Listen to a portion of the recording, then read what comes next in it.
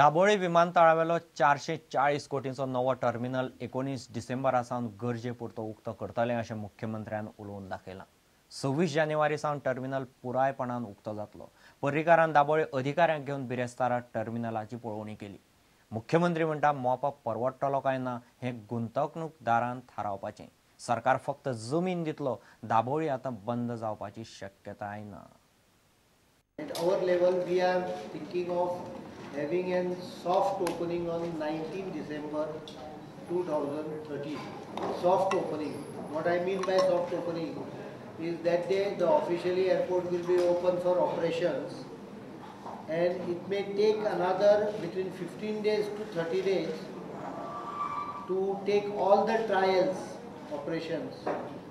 After 26 January, the complete shift should be initiated.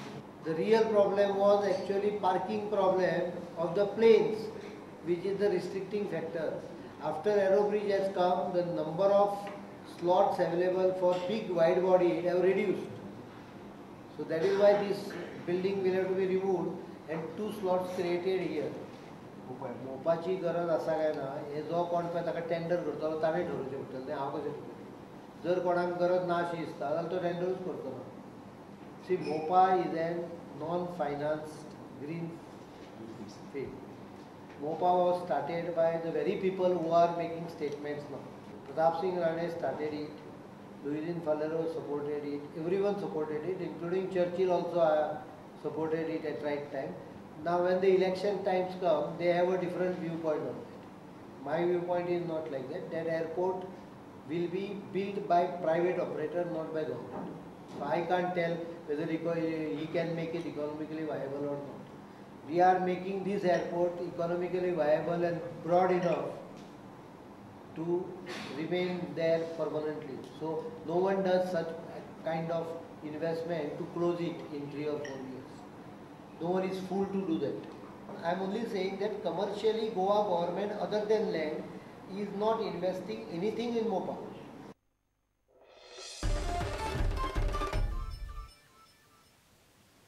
माध्यम प्रश्न सोडवंक सरकारान सल्लागार समिती नेमली तरी निमणो निर्णय सरकारान थारायल्लोच आसतलो। समितीचें एकमत जाल्यारच समितीचो निर्णय मान्य करतले, ना जाल्यार सरकारच कितें तो निर्णय घेतलो अशें समिती नेमतना मुख्यमंत्र्यान स्पश्ट केल्लें। समितीची मांडावळ पळयल्यार माध्यम प्रश्नाचेर एकमत जावप शक्य ना। समितीचो अध्यक्ष शिक्षण मंत्री पर्रीकार मात हाचेर कांयच उलोवंक तयार ना। नोव्हेंबर सोंपता म्हणल्यार सरकार निर्णय घेतलो। फाटल्या 2.5 वर्सां सावन चालू आशिल्लो मुळाव्या शाळांतल्या माध्यम प्रस्नाचो विशय एकमतान सोडोवप नेमिल्ल्या सल्लागार समितीक शक्य जातलोसो दिसना। सरकारान घाल्ल्यो अटी पळयल्यार समितीन घेतिल्लो निर्णय पास जावचो ना। समितीन घेतिल्लो निर्णय एकमतान आसल्यारूच सरकार तो मान्य करतलो, ना जाल्यार सरकार स्वता माध्यम प्रस्नाचेर कितें तो निर्णय घेतले अशें शिक्षण मंत्र्यान हे पयलींच उलोवन दाखयलां। समितीच्यो सुचोवण्यो भोवमता प्रमाण आसच्यो ना हें हाचे वेल्यान स्पश्ट जाता। सरकारान नेमिल्ली ही समिती पळयल्यार केन्नाच एकमत जावप शक्य ना। खासा सुत्रांकडच्यान मेळिल्ले म्हायती प्रमाण सल्लागार समितीचे बसकेन इंग्लीश माध्यम समर्थक वांगडी भोवमताचेर सुचोवण्यो मान्य करच्यो न्ही अशें परत परत मागताले। मात समितीचो अध्यक्ष आनी शिक्षण मंत्री मनोहर पर्रीकाराक हाचेर विचारल्यार तो उलोवंक तयार ना। समितीची मतां मेळ्ळ्यात, मात आपल्याक आनीकय कांय लोकांकडेन उलोवंक जाय अशें तो म्हणटा। नोव्हेंबराक कितें तें म्हाका let me have some time for proper consultation with everyone. And what the report of the committee recommended? The committee मेळ्ळे, but then I have to consult more people also. Bureau report Prudent. 44वे इफीक ज्येष्ठ आनी फामाद अभिनेतो Victor Banerjee ज्युरीचो वांगडी आसतलो। Serbian French दिग्दर्शक गोरन पास्कल्जेविक ज्युरीचो चेअरमॅन आसतलो। फ्रेंच दिग्दर्शक आनी लेखक क्लेअर डॅनिस, फ्रेंच अफगाणचो लेखक निर्मातो अतिक रहिमी आनी श्रीलंकेचो दिग्दर्शक प्रसन्न विटनागे ज्युरी म्हूण आसतले। 20 ते 30 नोव्हेंबराक गोंयांत इफी जातलो।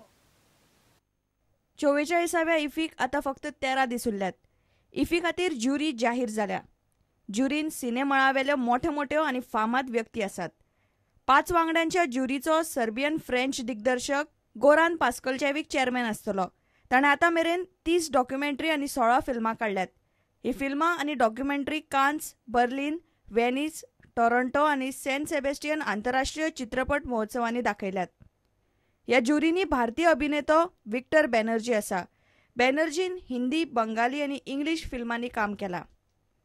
फ्रेंच दिग्दर्शक आनी लेखक क्लेर डेनिस, फ्रेंच अफगानचो लेखक निर्मातो अतिक रहमणी आनी श्रीलंकेचो दिग्दर्शक प्रसन्न विटनागे ज्युरी आसतले.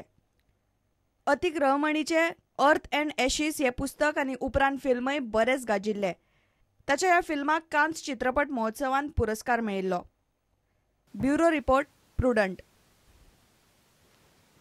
भारतकार हेगडे देसायाचो फुडल्या वर्सा भितर केपें बाजारांत पुतळो उबारतले अशी घोशणा केपेंचो आमदार बाबू कवळेकारान बिरेस्तारा केली.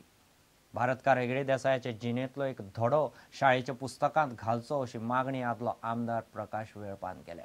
गोंयकारांनी बिरेस्तारा भारतकार हेगडे देसायाची जयंती मनयली. भारतकार हेगडे देसायाची जयंती गोंयकारांनी बिरेस्तारा मनयली. कुसमण केपें आशिल्ल्या भारतकार हेगडे देसायाच्या समाधीचेर फुलां घालून आर्गां ओंपलीं. केपें बाजारांत हेगडे देसायाचो पुतळो उबारपाची घोशणा आमदार बाबू कवळेकारान केली.